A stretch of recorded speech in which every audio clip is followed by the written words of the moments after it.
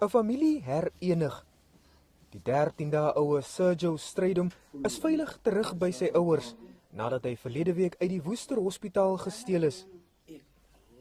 Die 17-jarige meisie wat hom glo gesteel het, het klein Sergio tydens besoektyd sonder sy ma se medewete uit die hospitaal gesmokkel.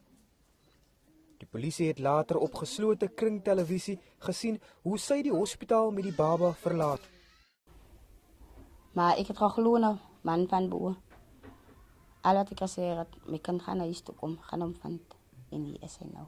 Dit is hier in die Worcester Hospitaal waar baba Sergio donderdag uit die kraamsaal gesteel is.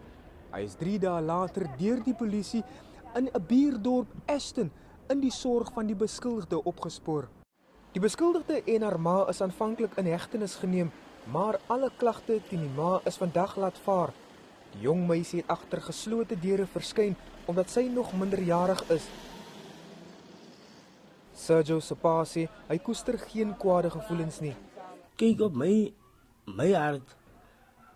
Spreek ek vir die een wat die kind gevat het, ek spreek eintlik vir die sien, want dis wat die vader van my verlang. Kom ek is hier om vir te oordeel of waar van 'n gesig af te trek en so aan te neem, maar nou my anders afgekap.